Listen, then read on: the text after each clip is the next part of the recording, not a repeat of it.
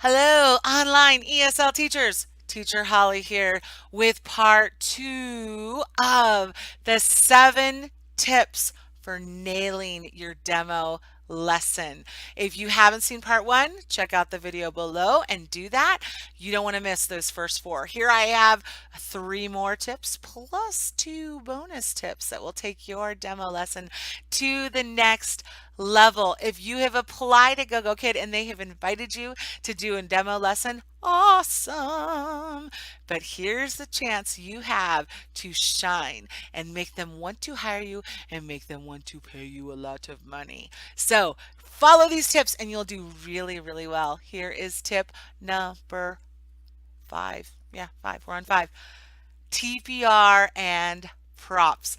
TPR stands for total physical response. And what that means is you are using gestures and movements and signals and things like that, and your student is as well, to help understand the content. If you remember at the beginning of this video and at the beginning of the first video in particular, I said I have 7 tips for you. No, I didn't. I said I have 7 tips for you. Why did I do this? Because you heard 7. You also saw 7. That was 2 ways of delivering the information. Fabulous. That's TPR. What would even be true TPR is if I managed to get you to say 7 tips, which would be corny. You wouldn't do that. But that would be true TPR. Now let me give you a real example in a classroom. So let's say you are teaching the word hat and you have taught that H says and you are working on the consonant vowel consonant CVC word and you are working on this word. So you say hat. Good. Hat. Hat. Ooh. Hat. Oh, good. Now the student is saying, sorry, my bangs are bothering me. Anyway, now the student is saying hat and doing hat at the same time. Now let's take it to the next level. Hat starts with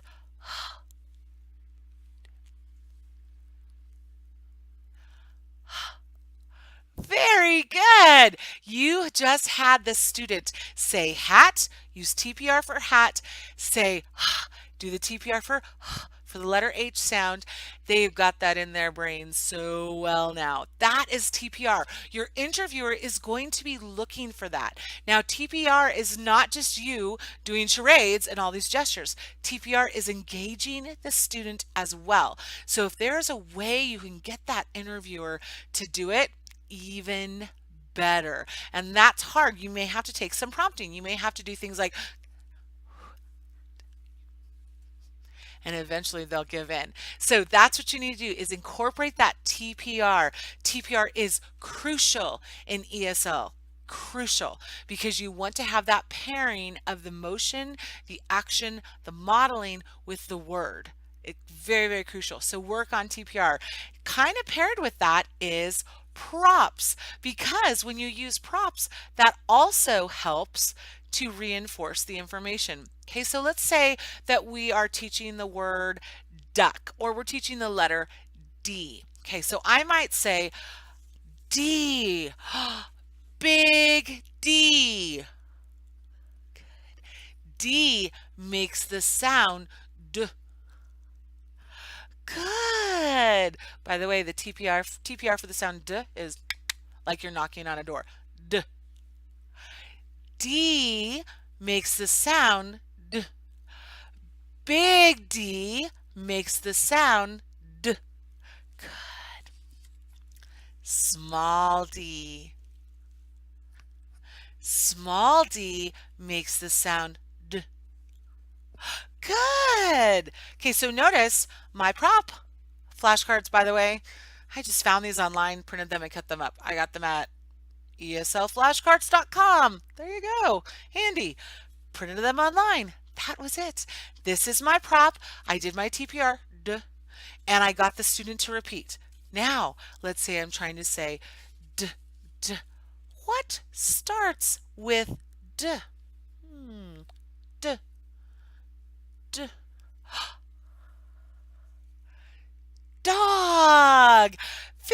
good. D, dog. D, dog. Now I have a prop and no, a tool. This would be a tool. Hello, tool. And a prop. Now, this dog, I didn't go shopping online on Amazon for a dog. I went to my kid's room and stole his dog. Or I can't remember. I found this one at the thrift store for 25 cents. Don't go out and do a ton of shopping for this.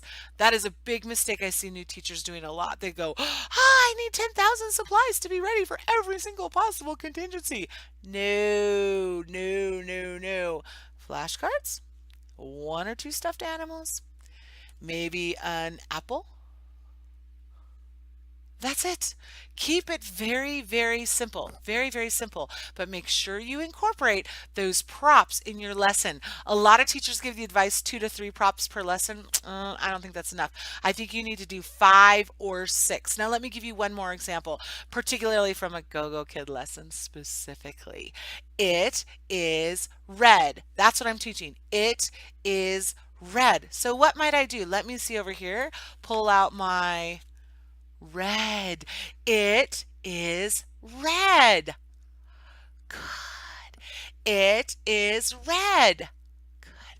It's just a piece of red paper that I wrote the word red on. I happen to laminate it because I use this all the time. You don't have to laminate it, just have a piece of red paper. It is red. Good. All of a sudden, I have a prop. A piece of paper is a prop, and I'm pointing to it red. It is red. My shirt's now a prop. Cool. That's all you have to do. So incorporate that TPR, those motions, and those props. Your interviewer will be very pleased by that because it shows you oh my goodness, my hair is really bothering me today. I'm sorry. Stop. Okay. Your interviewer will be so impressed with the fact that you are that prepared, that you've come up with those props with that TPR. You've thought this through ahead of time. So make sure you do that. All right. Are you ready? Tip number 6. Reward system. You must have a secondary reward system. Now, here's what that means. On the slide itself, there are stars, and you give the students stars, a total of 5 stars throughout the lesson. By the way, almost always, unless you have like the worst kid on the planet, 5 stars, because usually they can use those stars for other things. So give the kid 5 stars throughout the lesson, one at a time, intermittently. But you need to have a secondary reward system to honor the student, to congratulate them, to motivate them to continue working hard. Now, again, don't overthink this. When I was first interviewing, I was like, oh my word, I came up with the most ridiculous, complicated, ridiculous reward system. It was a nightmare. I will tell you, it had to do with darts and like points and blah. Even I was like, I don't even understand this anymore, and I'm doing it in my interview. Don't do that. Keep it simple. Here's what I do. I went to Dollar Tree. $1 for 10 of these. Party horn. It's physical, it's colorful, it's shiny. Kids like it. So when my student does well in the class, Anna, good job. You get a party horn. Yay! Yay! Good job. I stuck a magnet on the back. Doot, doot, doot. Yay! You get a party horn. Click onto the next slide. Then we're teaching 2 or 3 more slides. Good job. Anna, yay! You get a party horn. Very good. And we keep going through. Use a secondary reward system. Prepare something for the lesson. Interviewer will be impressed with that. Then I hate to say this, it's also a requirement for your classes. So come up with simple stuff. Don't spend a lot of money. Party horns from Dollar Tree. I think I also, let me give you another example. I found these little cars at, these were like classroom whatever things that you put on a wall. Bulletin board things. Yes. Okay. So classroom things. I stick a magnet on the back. That's it. So I have a little boy who's about my son's age, so I'm going to assume he's going to love cars. Guess what? You got a car. By the way, if you're doing the lesson, red, hello, a red reward. Brilliant. You got a red car. Good job. I'm mixing my reward systems. Don't do that. One reward system. Come up with that reward system. Your interviewer will love it. All right, are you ready? Tip number 7, student output based on the lesson objectives. Now, here is the deal. We are not just giving a lecture on English. Trust me, we are not. The goal is not for their student to log on and watch someone speaking English for 25 minutes. They can do that on a movie. They do not need you for that. The parents are not paying good money to GoGoKid for that. They are paying good money to GoGoKid to get their student to speak. So that is your goal. Student output. Make this your task. The student speaks on every slide. I even had this trouble this morning. I was doing a trial lesson and I had this slide where I was trying to get the student to circle stuff, and it took a while. It took a while, and by the time I was done, I was like, oh, we need to move on. Then I realized all the student did was circle. That's it. I didn't ask him to read a thing. So I stopped and I took some time and we read things from that slide because we're not trying to teach them how to circle. We're trying to teach them how to speak. So student output, which means get that student moving. The TPR will help get that student speaking, but based on the lesson objectives. At the beginning of your lesson, when you get it, you will get it ahead of time prior to your demo. When you get that, read carefully. What is the target sentence? What is the target vocabulary? What is the output we are going for? In the lesson, it is red. The target sentence is, it is red. Not, this is the color red. Not, everything is red. It is red. So your whole goal is to get the student to say, it is red, over and over again. So you might try that by saying, it is red. Good. What color is it? It is red. That's what you're going for. You are going to say, it is red, probably 50 times. You're going to be tired of that phrase. That doesn't matter. They are in full immersion English classes. They need to hear it 50 times. Even more importantly, they need to say it 50 times and associate it with red. Associate it with red. So work on gaining that student output using the lesson objectives. Demonstrate to your interviewer that you are paying attention to the actual curriculum and that you are wanting to teach to the curriculum. This is well researched, well designed curriculum. It is fabulous curriculum actually. Make sure you stay true to it and getting the student speaking. So those are the final 3 tips, but I told you I have 2 bonus content that if you do these 2 things, oh, your interviewer is going to love you. The bonus number 1, pacing. 1 minute per slide. Here's what I mean by that.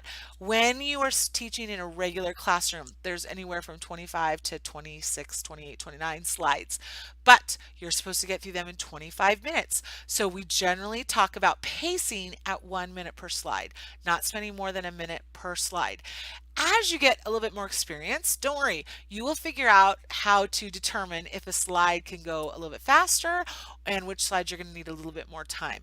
But for now, play it safe and do 1 minute per slide. So in your demo lesson, as of today, the demo lesson is only 10 minutes and it is 10 slides. Keep an eye on your timer. Keep an eye on that class clock. Set an extra timer if you need to and keep track of 1 minute per slide. What you want to do is you want to show the interviewer that you are aware of time and you are aware of content and you're going to make it through. If the interviewer has to stop you and say, we're out of time, and you're on slide 5 out of 10, not good. Practice this. Practice timing yourself, moving through the slides and teaching them. So that is bonus tip. Ooh, get lots of worth your money here. That doesn't make sense. Worth your money? Whatever. Worth your time? Yes, worth your time. Bonus tip number 2. Extend the content. This is my favorite one. This is my favorite one because this is your chance to really show your stuff. So let's say you have been doing that 1 minute per slide, you're getting towards the end and you realize you want to extend your content. Here's what you do. Remembering the target sentence, remembering the target vocabulary. The target vocabulary is red. So you say, what color? It is red. Good. Do you like red tomatoes? Yes or no? Yes, I like red tomatoes. Good. Okay, so notice I'm not trying to drill tomatoes. That's not the word. The word is red. So it's not do you like tomatoes? It's do you like red tomatoes? We're focusing on that. I got this from my kitchen. Not hard. Or I got this at Target or the Dollar Tree or something for $1. I put this on. Kids love weird things. What is it? It is red. Red. It is red. Good job. Very good. By the way, this is the Chinese flag. What is it?